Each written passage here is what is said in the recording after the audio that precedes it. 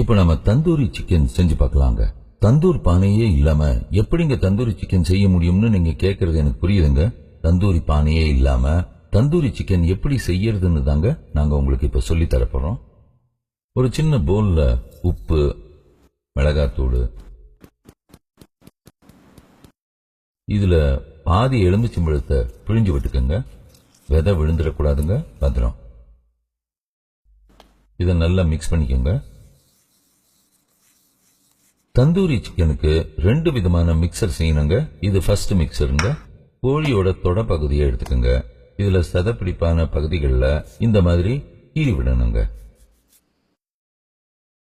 அப்பதாங்க மசாலா எல்லாம் நல்லா உள்ள போகும். இந்த மாதிரி நல்லா கீறி விடுங்க. எலும்பு வரைக்கும் கீறி விட்டுடுங்க. இந்த பக்கமும் கீறி விட்டுருங்க.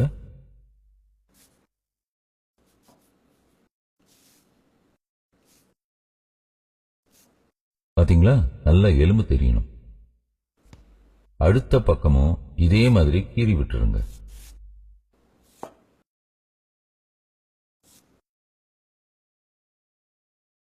கொஞ்சம் குறுக்கு வாட்டத்துல கூட கீறி விடலாங்க. இப்ப நம்ம மிக்ஸ் பண்ணி வச்சிருக்கோம்ல, அந்த மசாலா கலவைய முதல்ல கீறின பகுதியில நல்லா தடவி விட்டுருங்க. நல்லா உள்ளுக்குள்ள படுற மாதிரி தடவணுங்க.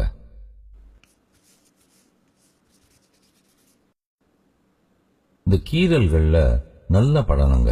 அப்பதாங்க நல்லா சுவையா இருக்கும், காரமாவும் இருக்கும். இப்போ மேல் புறமும் நல்லா படுற மாதிரி இந்த மசாலாவை தடவணுங்க. கீரல்ல மட்டும் தடவிட்டு விட்டுறாதீங்க. மேல் பகுதி இல்லாம நல்லா மசாலா படணுங்க. இதே மாதிரி உங்ககிட்ட எத்தனை பீஸ் இருந்தாலும் எல்லாத்தையும் இந்த மாதிரி மசாலாவில் தடவி 30 நிமிஷம் ஊற வச்சிருங்க.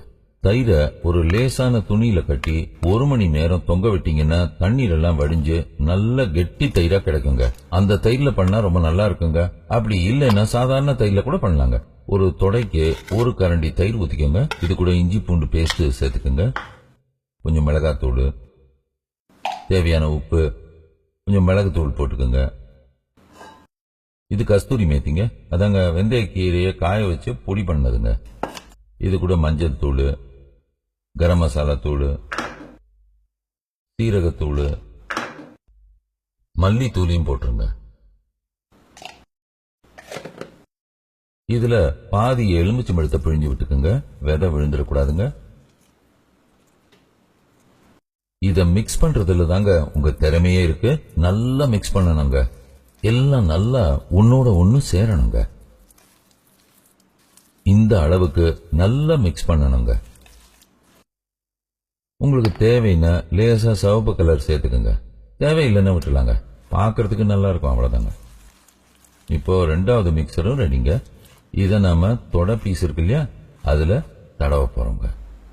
இப்போ சிக்கன்ல இந்த மிக்சரை எடுத்து நல்லா பூசணுங்க. எல்லா பகுதியிலையும் நல்லா படணுங்க. இப்படி எல்லா இடமும் நல்லா படுற மாதிரி தடவிட்டு 1 மணி நேரத்துல இருந்து 1.5 மணி நேரம் வரைக்கும் திரும்பவும் நல்லா ஊற வைக்கணுங்க. இதை ஊற வைக்கிறதுல தாங்க தந்தூரி சிக்கனோட சுவையின் ரகசியமே இருக்கு. இனிமே அடுத்த தொட பீஸை எடுத்துக்கோங்க. அப்படின்னு சொல்லிட்டே போறதுக்கு நாங்க என்ன சீரியலா நடத்துறோம்? மசாலாவை தடவினதுக்கு அப்புறம் இது மேல எண்ணெயை தடவி 1 லிருந்து 1.5 மணி நேரம் ஊற வைக்கணுங்க. நமக்கு இதுதாங்க தந்தூரி பானை. இது நான் ஸ்டிக் டீப் ஃப்ரை பேனுங்க. இதுல நாம இந்த தொட பீஸுங்கள்லாம் போட போறோங்க.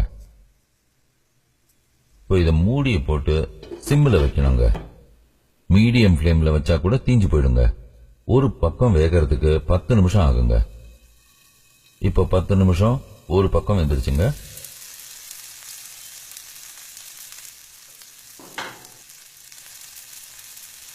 திருப்பி போட்டு மூடிய போட்டு 10 நிமிஷம் விடுறாங்க. இப்போ 20 நிமிஷத்துல 2 பக்கமும் நல்லா வெந்துருச்சுங்க. தந்தூரி சிக்கனோட வாசனை உங்க வீடு வரைக்கும் வீசுதாங்க. இது பாத்தீங்களா, சிக்கன் நல்லா வெந்திருக்கு பாருங்க. அதுல இருக்கிற எண்ணெய் மசாலா எல்லாம் கீழே தங்கிடுச்சு. தேவைன்னா நீங்க அதை யூஸ் பண்ணிக்கலாம், இல்லைன்னா வெறும் சிக்கன் பீஸ் வரைக்கும் யூஸ் பண்ணிக்கலாங்க. மந்திரிக்கும் ராஜ தந்திரிக்கும் பிடிச்ச இந்த தந்தூரி சிக்கன் கண்டிப்பா உங்களுக்கு பிடிக்குங்க.